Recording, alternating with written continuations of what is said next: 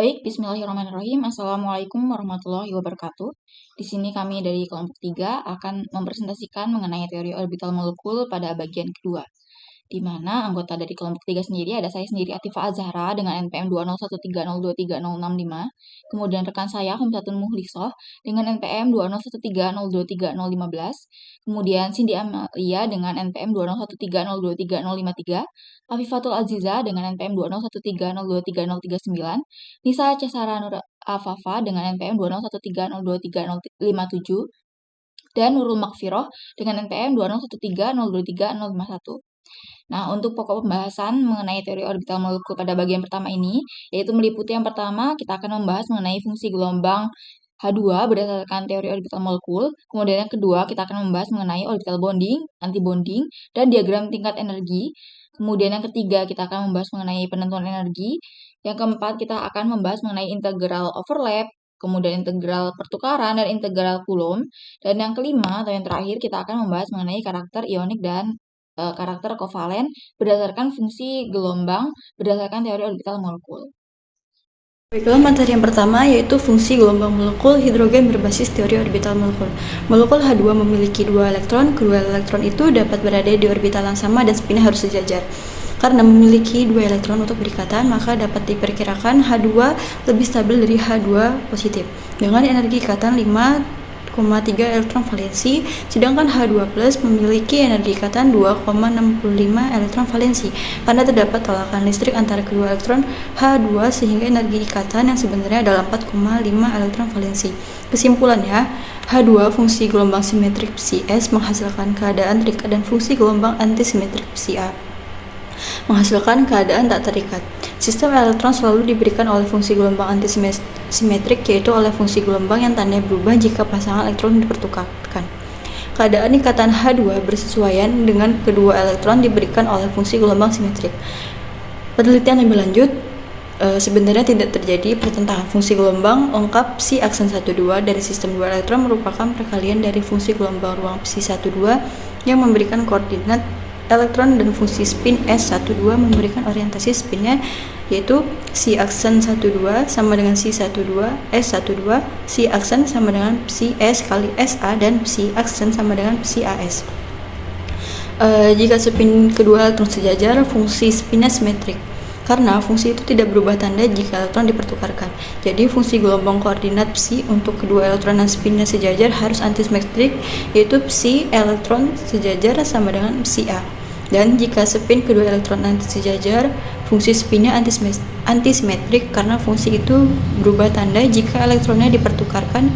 Jadi fungsi gelombang koordinat psi untuk dua elektron dan spin antisejajar harus simetrik, yaitu psi tidak sejajar sama dengan psi S. Baik, selanjutnya. Nah, kita mengasumsikan bahwa setiap elektron dapat ditentukan untuk suatu orbital sehingga fungsi gelombang elektroniknya untuk molekul adalah produk dari dua fungsi gelombang untuk dua elektron, yaitu psi mo sama dengan psi I1 dikali psi J2, di mana I dan J menandakan perbedaan orbital, 1 dan 2 menandakan kedua elektron. Nah, sesuai dengan prinsip Pauli, dua elektron dengan spin berlawanan dapat ditentukan untuk orbital ruang tertentu.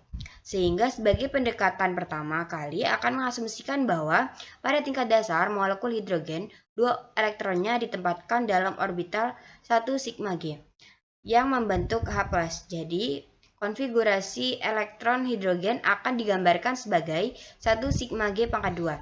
Seperti kita menggambarkan konfigurasi elektron untuk helium, yaitu 1s2.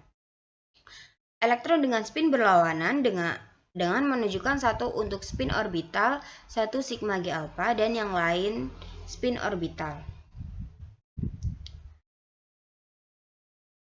Nah, dengan menggunakan persamaan 27 dan 32 mengarah pada persamaan psi mo 1 sigma G pangkat 2 sama dengan 1 sigma G1, 1 sigma G2, alpha 1 beta 2 sama dengan 1 SA1 ditambah 1 SB1 dikali 1 SA2 ditambah 1 SB2 dikali alpha 1 beta 2 per 2 dikali 1 plus SAB. Nah, orbital molekul ini masih tidak memuaskan dari sudut pandang prinsip Pauli sebab tidak antisimetri berkenaan dengan pertukaran elektron. Seperti dalam kasus helium, defisiensi ini dapat diperbaiki dengan mengganti alfa 1 beta 2 dengan besaran alfa 1 B2 dikurang alfa 1 B21 akar 2. Nah, dengan menggunakan pendekatan Born-Oppenheimer, Hamilton elektronik molekul hidrogen adalah Hamilton elektronik sama dengan min H kuadrat per 2M dikali nabla 1 kuadrat ditambah nabla 2 kuadrat ditambah E kuadrat per P 4 PE dikali min 1 per RA1 dikurang 1 per RA2 dikurang 1 per RB1 dikurang 1 per RB2 dikurang 1 per R12. Baik, selanjutnya kita akan membahas mengenai orbital bonding dan antibonding. Jadi pada dua persamaan ini merupakan persamaan dari C1 dan C2 dari suatu orbital atom ya. Jadi yang pertama adalah untuk persamaan fungsi gelombang molekul dari ion hidrogen secara yang ini secara konstruktif dan ini adalah secara destruktif. Nah, untuk fungsi kerapatan elektronnya itu kita kuadratkan. Jadinya menjadi seperti ini, C1 kuadrat itu yang konstruktif menjadi C1SA kuadrat ditambah C1SB kuadrat ditambah 2C1SA C1SB per 2 plus 2S. Nah, S-nya ini adalah integral overlap. Kemudian C2 kuadrat merupakan kerapatan dari elektron akibat antibonding. Jadi dia karena tumpang tindih orbital yang berbeda fase. Jadi C1S A kuadrat ditambah C1SB kuadrat dikurang 2 C1SA C1SB per 2 min 2S. Nah, ini kita dapat melihat dari sini bahwa secara konstruktif itu artinya dia ditambah, kemudian secara destruktif itu artinya dia dikurang. Nah, jadi menurut teori orbital molekul itu akan terbentuk dua orbital, yaitu orbital bonding dan antibonding. Jadi dalam teori orbital molekul itu merupakan hasil dari kombinasi linear dari orbital atom, di mana kombinasi linear ini dapat berupa kombinasi linear yang secara konstruktif dan secara destruktif. Nah, di sini si B ini adalah bonding, jadi dia si A ditambah si B. Kemudian si A ini adalah si A dikurang si B. Jadi A besar ini dan B besar ini menyatakan orbital atom. Sedangkan yang B kecil dan A kecil ini, yang B kecil ini menyatakan orbital molekul yang bonding, sedangkan yang A ini menyatakan orbital molekul yang antibonding. Nah, itu persamaannya didapatkan sebenarnya dari sini. Nah, untuk mengetahui kerapatan elektronnya, maka yang ini, fungsi gelombang orbital molekul ini kita kuadratkan. Jadi, si B kuadrat sama dengan si A ditambah si B kuadrat menjadi seperti ini, dan si A kuadrat sama dengan si A min si B kuadrat, dan hasilnya adalah mirip seperti yang ini ya. Nah, plus minus 2 si A si B inilah yang menggambarkan tumpang tindih orbital atau orbital overlap. Jadi yang ini nih. Kalau misalnya untuk yang ikatan, dia orbital overlapnya itu positif, sedangkan yang anti ikatan itu orbital overlapnya negatif. Artinya kalau negatif dia berarti saling meniadakan, sedangkan positif ini saling menambah. Jadi semakin kuat. Nah, ini merupakan gambar dari orbital bonding. Jadi di sini misalnya ada orbital 1s, dia berkombinasi linear secara konstruktif, itu akan menghasilkan orbital molekul yang seperti ini grafiknya. Nah, jadi di sini kita lihat, di sini untuk atom H yang pertama dan ini atom H yang kedua. Di sini terlihat terdapat kerapatan elektron di sekitar dua inti atom. Nah, kerapatan elektron inilah yang menetralkan muatan positif atau tolakan Coulomb antara dua inti atom ini. Jadinya kalau misalnya orbital bonding dia itu semakin kuat, jadi membentuk orbital ikatan. Nah, di sini kita lihat ya bentuknya. Jadi bentuknya itu dia sudah bukan merupakan sendiri-sendiri dari orbital atom. Nah, jadi dia sudah bergabung jadi orbital atom sigma 1s. Nah, kemudian untuk orbital antibonding di sini adalah gambarnya. Untuk orbital 1s, di sini berbeda fase ya, jadi satunya fase positif dan satunya fase negatif. Dan ketika mereka itu berkombinasi secara linear, secara destruktif, itu hasilnya seperti ini. Kita bisa melihat bahwa kerapatan elektron di antara dua inti atom H, ini dia sangat kecil atau bahkan nol. Nah, oleh karena itu, untuk orbital antibonding ini, energinya itu justru semakin lebih tinggi, karena dia tolakan antara dua inti atom ini semakin besar. Sehingga orbital antibonding ini energinya lebih besar atau lebih tinggi daripada orbital bonding. Gitu. Nah, di sini kita bisa melihat di sini ada di sini ada orbital sigma ya, orbital molekul sigma, dan ini sigma bintang. Jadi kalau misalnya untuk orbital antibonding itu kita lambangkan dengan tanda bintang, sedangkan yang bonding itu tidak ada lambangnya. Gitu. Nah, jadi untuk ini merupakan untuk molekul H2 ya di sini. Jadi di molekul H2 itu membentuk sigma dan sigma bintang. Sedangkan di sini jadi dari tadinya itu kan orbital atomnya sama nih energinya. Misalnya dari orbital 1s dari atom A, 1s dari atom B. Kemudian ketika mereka berkombinasi secara linear untuk kombinasi yang secara konstruktif, dia itu akan turun energinya karena ada kerapatan elektron di sekitar inti atom. Jadi dia energinya turun membentuk orbital bonding. Sementara dia yang secara destruktif dia itu akan naik energinya membentuk orbital anti bonding. Kita bisa lihat di sini ada dua fase ya. Jadi dia berbeda sedangkan di sini dia bergabung. Nah, di sini itu ada gambar untuk overlap lainnya dari orbital 2pz misalnya. Kemudian ini yang beda fase, kita bisa melihat ya bahwa dia itu berbeda fasenya, makanya hasilnya seperti ini. Jadi sigma 2pz bintang atau sigma 2pz antibonding.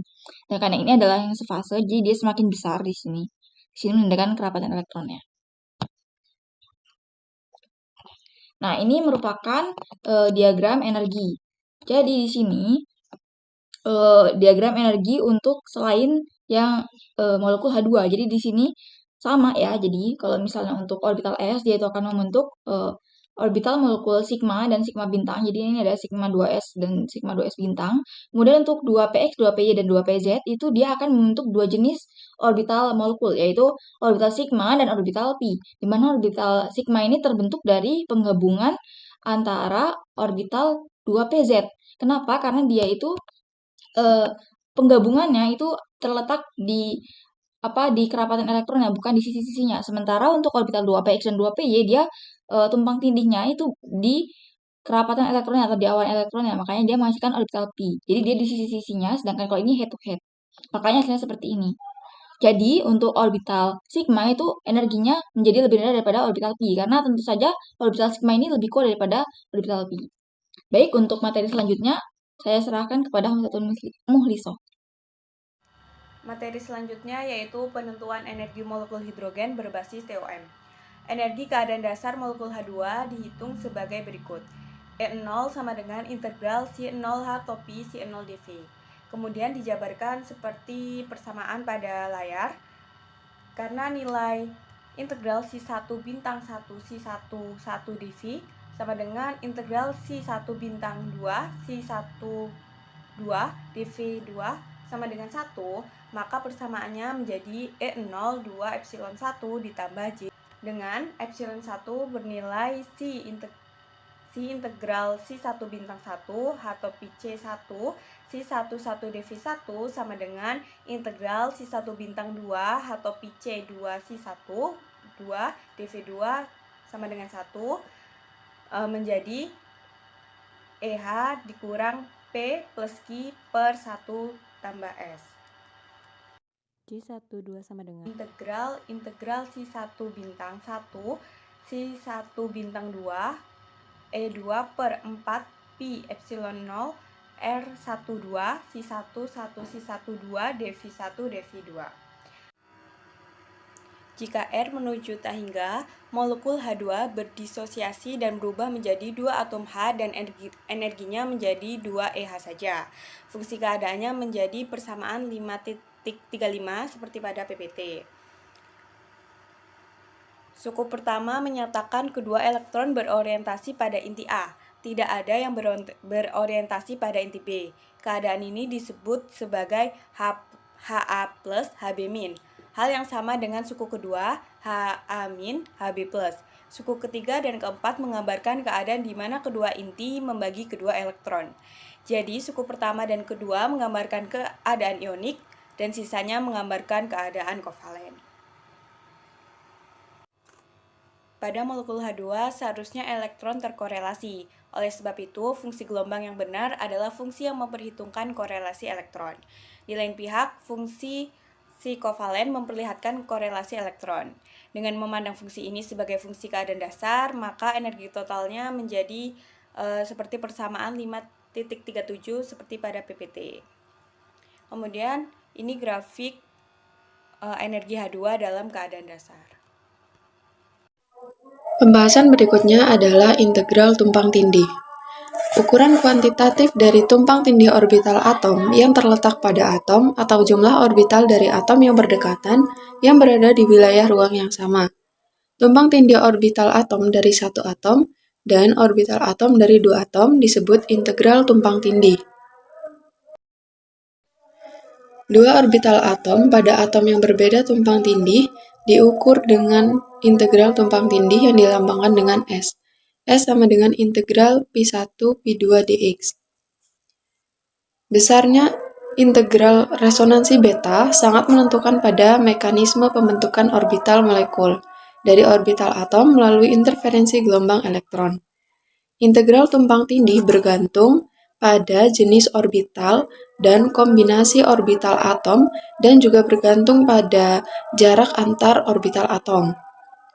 Untuk menyatakan distribusi ruang, masing-masing orbital digunakan lingkaran untuk orbital S dan pasangan elips digunakan untuk orbital P. Tanda fungsinya diberikan tanda positif. Nilai absolut fungsi orbital atom biasanya menurun menuju 0 dengan meningkatnya jarak.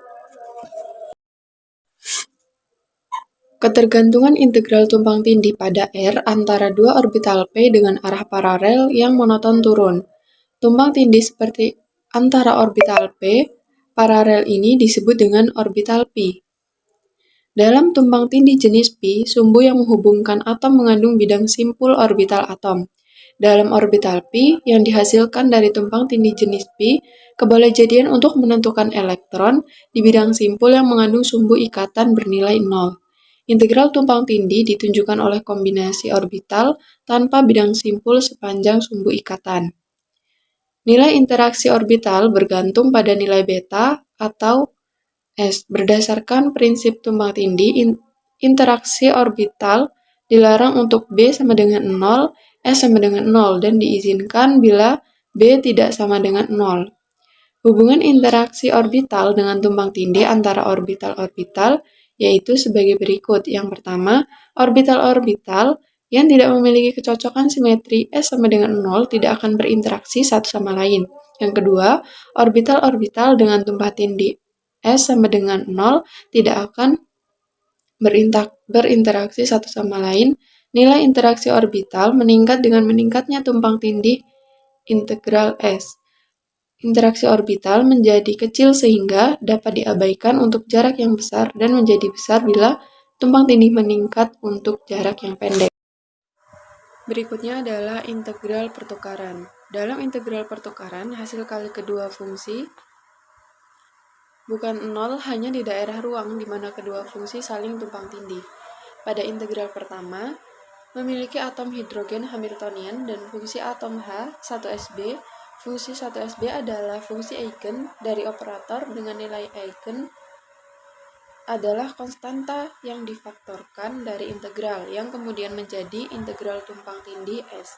Oleh karena itu, integral pertama direduksi menjadi EHS.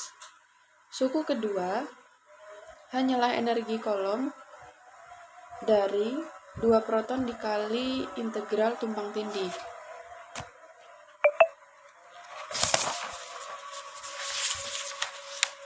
Suku ketiga termasuk tanda minus diberi simbol K dan disebut integral pertukaran karena elektron dijelaskan oleh orbital 1sa di satu sisi dan oleh orbital 1sb di sisi lain dari operator.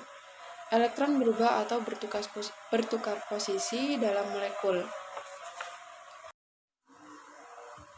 Berikutnya adalah integral kolom. Integral terakhir termasuk tanda minus dilambangkan dengan J disebut integral kolom. Nah, suku pertama hanyalah integral energi atom hidrogen pada orbital 1s. Integral kedua sama dengan 1 dengan normalisasi prefaktornya hanyalah tolakan kolom dari 2 proton. Integral kolom energi potensial tolakan elektrostatis antara elektron dengan kerapatan elektron dalam 1 SA dan elektron dengan fungsi kerapatan elektron 1 Sb. Selanjutnya yaitu karakter ionik dan kovalen. Karakter ion adalah ikatan di mana satu atau lebih elektron dari suatu atom dilepaskan dan melekat pada atom lain sehingga ion positif dan ion negatif saling tarik-menarik. Sedangkan karakter kovalen adalah ikatan di mana satu atau lebih pasangan elektron digunakan bersama oleh dua atom. Seperti gambar di samping, yaitu H2 merupakan molekul H2 itu berikatan kovalen. Presentase karakteristik ionik. Pauling itu memperkenalkan gagasan untuk menentukan persen karakter ionik yang dimiliki oleh ikatan kimia. Ikatan kovalen dengan pembagian kerapatan muatan yang sama memiliki karakter ionik 0%. Dan ikatan ionik sempurna tentu saja memiliki karakter ionik 100%. Salah satu metode untuk memperkirakan persen karakter ionik adalah menyetelnya sama dengan rasio momen dipol yang diamati terhadap nilai ER. Dan semuanya dikalikan dengan 100. Untuk rumus persen ionik karakter yaitu mu per ER kali 100. Selanjutnya, coba ini kita lihat perhitungan karakter ionik dari H2. Jadi untuk H2 itu mu sama dengan 0D. Di mana D itu merupakan momen dipol dan R sama dengan 0,7 Armstrong, di mana R itu panjang ikatan dan E itu sama dengan 1,602 dikali 10 pangkat min 9 kolom.